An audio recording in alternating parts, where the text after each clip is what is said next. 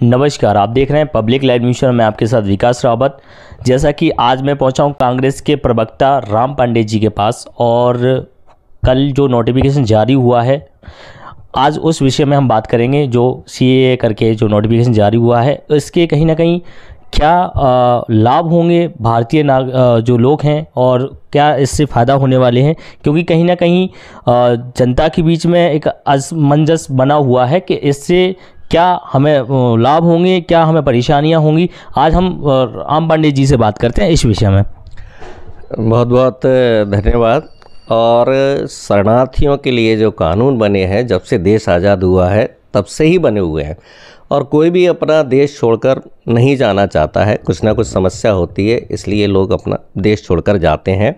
और जहाँ तक हम शरणार्थियों की बात करें तो 4-6 लाख से ज़्यादा शरणार्थी नहीं है। हिंदुस्तान में प्रतिदिन 70-80 हज़ार लोग पैदा होते हैं। जितने शरणार्थी हैं टोटल, उतने लोग हिंदुस्तान में 5-7 दिन में जन्म ले लेते हैं। ये कानून, सीए कानून, अमेंडमेंट कानून, ये कानून 4-5 साल पहले बन चुका है, तो तब से ही शुरू होना चाहिए। अभी यदि ये लागू किया जा रहा है तो भारतीय जनता पार्टी की जो राजनीति है, ध्रुवीकरण की, हिंदू मुस्लिम की, हर चीज़ में भारतीय जनता पार्टी को ये विवाद लेकर आना है। क्योंकि अभी जो विशेष मुद्दा चल रहा था, जो कि सुप्रीम कोर्ट ने एसबीआई और कहे तो सरकार के ऊपर आरोप लगाया था कि सरकार डायरेक्ट भ्रष्टाचार कर रही है। एसबीआई इलेक्टोरल बॉन्ड के माध्यम से जो चंदा लिया जा रहा है वो असंवैधानिक है। दूसरा, चुनाव होने जा रहे हैं, 3 चुनाव आयुक्त रहने चाहिए, एक पहले ही जा चुके हैं, और दूसरे चुनाव आयुक्त 2 दिन इस्तीफ़ा देते हैं बिना किसी कारण के। और जब उनकी नियुक्ति की गई थी तो सुप्रीम कोर्ट ने कहा था कि इनके रिटायरमेंट के 24 घंटे के अंदर आपने इनको चुनाव आयुक्त बना दिया, और वो चुनाव आयुक्त अपना इस्तीफ़ा दे देते हैं। तो इन दोनों बातों को दबाने के लिए भी ये एक्ट लाया गया, क्योंकि ये एक्ट तो 4 साल पहले ही लागू कर देना चाहिए।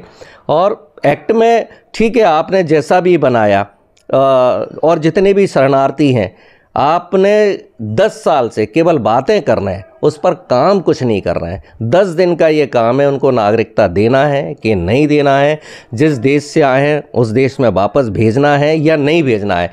लेकिन सीए कानून हो, एनआरसी हो, रजिस्ट्रेशन हो, ये सब भारतीय जनता पार्टी द्वारा विवाद खड़े करने के लिए किए जाते हैं, जबकि ये समस्या बहुत जल्दी सॉल्व की जा सकती है।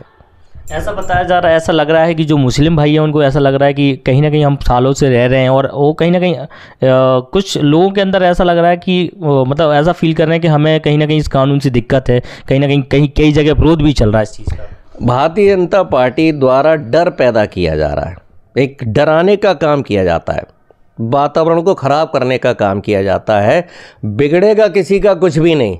10 साल से भारतीय जनता पार्टी यही कर रही है। तो कानून लागू बांग्लादेश के नहीं है। जितने लोग पाकिस्तान, अफ़गानिस्तान से आए हैं, उससे ज़्यादा श्रीलंका से आए हुए हैं, उससे ज़्यादा तिब्बत से आए हुए हैं। हर दिशा से शरणार्थी आते हैं, अपने देश में किसी न किसी कारण से परेशान होते हैं तो शरणार्थी के रूप में आ जाते हैं।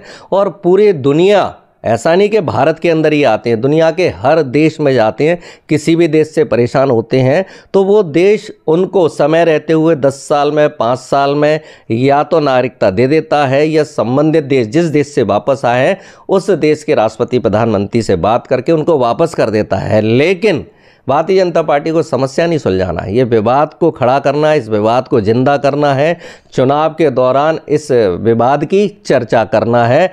जबकि जनता की समस्या क्या है, आप किसी भी परिवार में जाओगे तो उस परिवार में क्या है, किचन में सामान है कि नहीं, लेकिन वो सामान महंगा हो रहा है। बच्चे पढ़ाई कर रहे हैं तो उन बच्चों की पढ़ाई की जो किताबें हैं वो महंगी आ रही हैं, उनकी स्कूल की फीस महंगी हो रही है, उनके बस का किराया महंगा हो रहा है। यदि बच्चे कंप्यूटर लाना चाहें तो वो महंगा हो रहा है, पेट्रोल डीजल महंगा हो रहा है।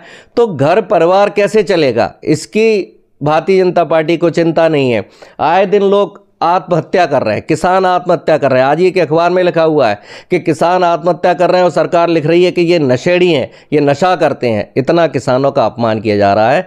तो लोग महंगाई, बेरोजगारी, गरीबी से परेशान है, लेकिन भारतीय जनता पार्टी ने 10 साल में कुछ किया नहीं है। केवल जुमले दिए हैं और ध्यान भटकाने के लिए भारतीय जनता पार्टी इसको लेकर आई है, और अभी तो पता नहीं क्या क्या लेकर आएगी। लेकिन मैं देश के हिंदू और मुसलमान दोनों को धन्यवाद दूंगा, क्योंकि भारतीय जनता पार्टी चाहती है कि आपस में ये लोग झगड़ा करें, दंगे करें और भारतीय जनता पार्टी को फायदा हो। लेकिन दोनों वर्ग समझदार हैं और भारतीय जनता पार्टी की बातों में नहीं आ रहे हैं।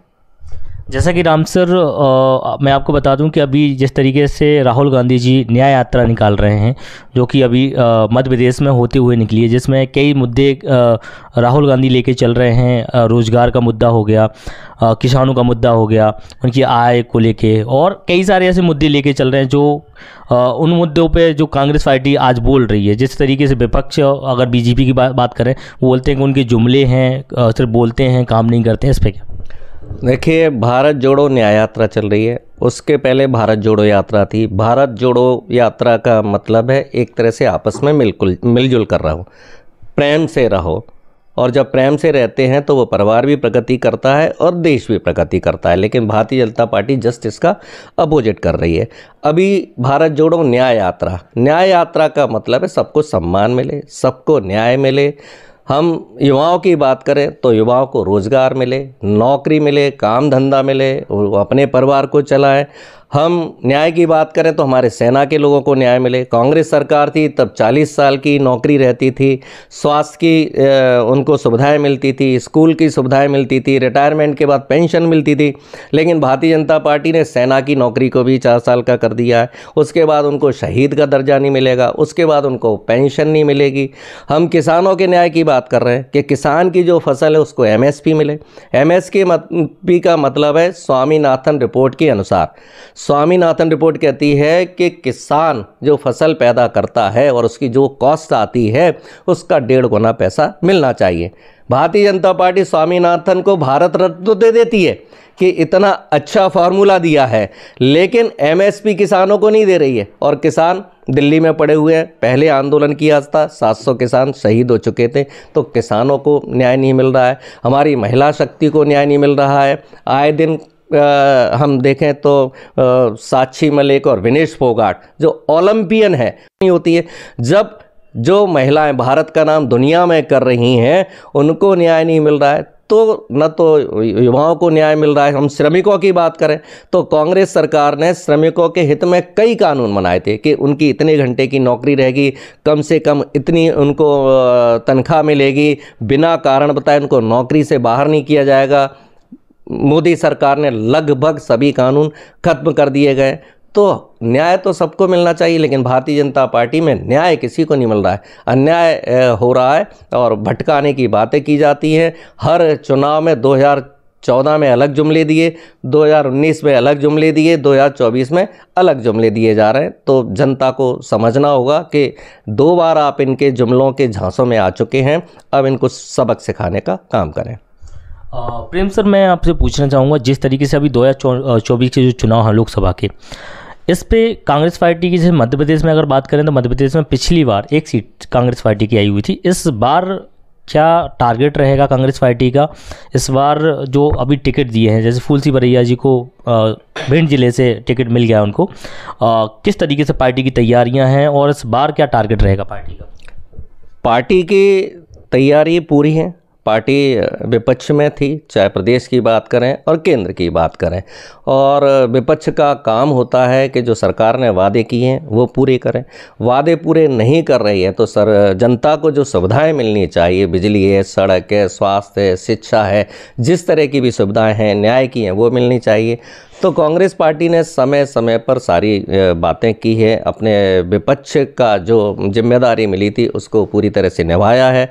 अभी हमारे प्रदेश अध्यक्ष युवा हैं, जीतू पटवारी जी हैं, और भारतीय जनता पार्टी ने 29 में से 28 सीटें जीती थी। आज आप 29 लोकसभा सीट में चले जाइए तो सबसे ज़्यादा काम किस लोकसभा में हुआ है? कांग्रेस की में, छिंदवाड़ा लोकसभा में नकुल नाथ ने काम किया है। इन 28 सांसदों ने न तो संसद में कोई सवाल पूछा, ना वहाँ जाते हैं और ना सवाल पूछ सकते हैं, क्योंकि मोदी सरकार से जब विपक्ष को सवाल नहीं पूछने दिया जाता है तो ये 28 सांसद क्या सवाल पूछेंगे।